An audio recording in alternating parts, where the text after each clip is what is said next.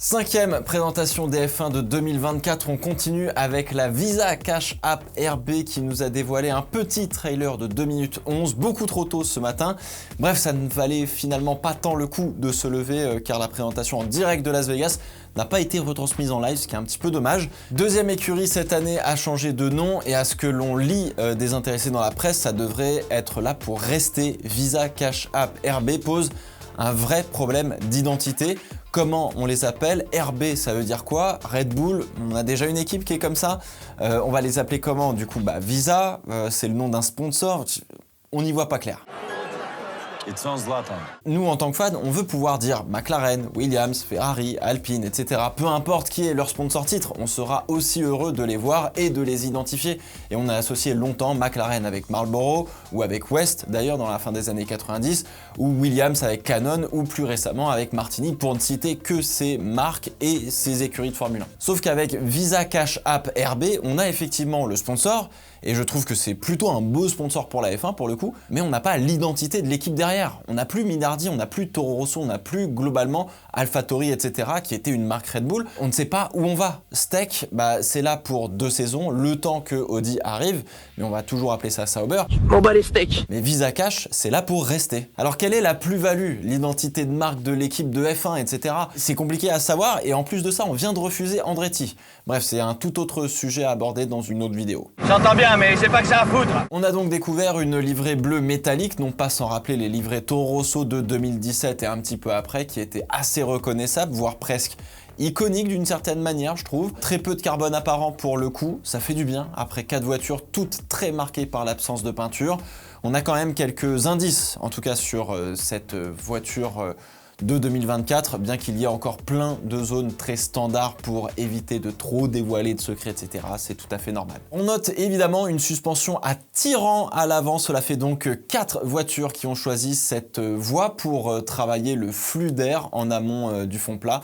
Et avec les avantages et inconvénients mécaniques que cela entraîne, ça a suivi Red Bull, ou plutôt ça a acheté Red Bull. Ouais, oui. On retrouve l'entrée d'air des pontons assez avancés et façon pelle à tarte, façon Red Bull, encore une fois, comme beaucoup d'écuries cette année, toujours pour faire ressortir le trop plein d'air sur le dessus du ponton et l'emmener vers l'arrière pour éviter qu'il ne sorte et descende sur le côté pour venir perturber les flux d'air sur le dessus du plancher. On note aussi une grosse bosse assez caractéristique d'un ponton Red Bull qu'on avait vu déjà 2022 et même 2023, mais c'était déjà présent sur l'AlphaTauri en fin de saison dernière.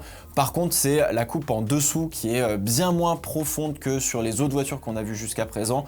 On a une sorte de gros mur un peu arrondi que l'air doit contourner et cela revient vers l'intérieur de la voiture sur la partie arrière. C'est assez inhabituel pour le coup, on verra ce que ça donne. La suspension arrière est à poussoir comme l'année dernière aussi, et comme sur l'Alpine et comme sur la McLaren de l'année dernière notamment. Encore une fois, c'est une configuration qui permet de mettre les éléments de suspension à poussoir sur le dessus du coup dans la voiture, et on peut avoir des avantages comme des inconvénients mécaniques, etc. Après, il semblerait que choisir du coup une suspension à tirant à l'avant où on a le système plutôt en dessous et une suspension à poussoir où on a le système plutôt au-dessus doit permettre de prendre une bonne direction aérodynamique pour les bras de suspension et permettre de compacter certaines zones de la voiture tout en faisant en sorte d'avoir le bon fond plat.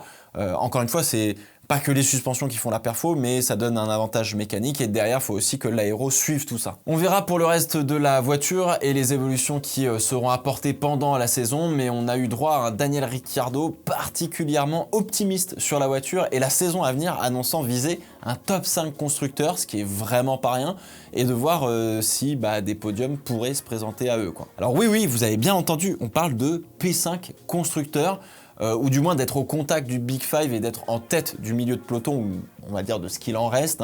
C'est pas rien pour une écurie qui a passé quasiment 2/3 de sa saison au fond du gouffre en 2023, mais qui a réussi à faire un dernier step-up hyper impressionnant en fin de saison. Mais quelque part, il y a du réalisme dans ce que dit l'Australien, et ce pour plusieurs raisons. Déjà, premièrement, il y a un rapprochement entre Red Bull et Visa Cash App RB qu'on va appeler juste RB tout court pour le moment, qui est assez critiqué par les autres écuries, en tête Zak Brown et McLaren. En effet, du personnel de chez RB va maintenant bosser dans l'usine Red Bull à Milton Keynes. Pardon? Alors on aura toujours l'usine à Faenza, essentiellement pour tout ce qui est de l'ordre de l'opérationnel et de l'équipe de course qui va sur les Grands Prix. Bref, et là on peut avoir un problème. Admettons que la Visa RB soit proche de la RB19 ou de la RB20 de chez Red Bull, aérodynamiquement parlant. Pourquoi pas? Ça vient d'observations extérieures, etc. C'est légal, c'est tout à fait normal. Maintenant, le problème, c'est que Red Bull a 2 fois moins de temps de soufflerie que RB. Et si la RB et la Red Bull ont la même philosophie aéro, les développements de RB peuvent aussi servir Red Bull. Et là, on va se retrouver avec le même problème que pour l'histoire de la Mercedes Rose de 2020 où la Racing Point se servait de la même soufflerie que Mercedes. Et alors là-dessus, c'est hyper difficile pour la FIA de surveiller tout ce qu'il se passe dans l'usine. Encore une fois, tu oublies un dossier sur une table, tu regardes 2-3 trucs ou alors tu discutes à la machine à café. Tout ça, en fait, c'est du savoir qui se transmet naturellement qu'on peut pas surveiller. Et parfois, quand tu as deux gars d'équipes concurrentes sur le paddock qui discutent de 2-3 trucs, ils peuvent se dire des trucs aussi. Bref, donc à voir ce que la FIA fera. Autre point important pour RB, ils ont récupéré quelques très grosses têtes pour l'équipe. En tête, on a Tim Goss, directeur technique de la FIA, qui a contribué à l'élaboration de la réglementation 2026 de Formule 1, qui vient de démissionner là début janvier. Il rejoindra RB en octobre prochain. Alors Tim Goss, il a aussi participé au succès en championnat du monde avec McLaren, avec Senna, Hakkinen et Hamilton, rien que ça. Alors bon, mon petit doigt me dit que 2025, on va commencer à bosser sévère sur les voitures de 2026. Il va pas bosser que pour RB, mais très probablement Red Bull aussi, dans le but de réussir cette fameuse transition vers 2026. Autre tête qui arrive dans l'écurie, Guillaume Catellani, 15 ans d'expérience chez Lotus, McLaren et plus récemment Red Bull. Il va donc se concentrer sur l'aérodynamisme. Oh, comme c'est bizarre! Puis enfin, on a Alan Perman qui fait aussi partie de l'aventure avec le rôle de directeur sportif, rôle qu'il avait chez Alpine.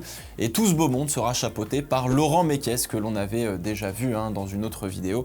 On en avait déjà parlé. Donc ouais, mine de rien, il y a quand même beaucoup d'ingrédients pour réussir. Tsunoda continue avec le support de Honda et Ricciardo est probablement celui qui permettra d'apporter une nouvelle direction sur le développement de la voiture, fort de son expérience bonne et mauvaise dans tous les sens du terme, si tu préfères, sur les dernières années, comme ça a été le cas en fin d'année dernière, parce que mine de rien, il a aussi bossé sur cette AlphaTauri. Bref, il y a de la confiance, de l'enthousiasme, du challenge et beaucoup de bons ingrédients pour RB cette année. Alors, Visa Cash App RB1, je parle. À voir comment cela se transforme sur la piste, évidemment. Et vous, cette Visa Cash App RB, c'est long à dire. Vous en pensez quoi ?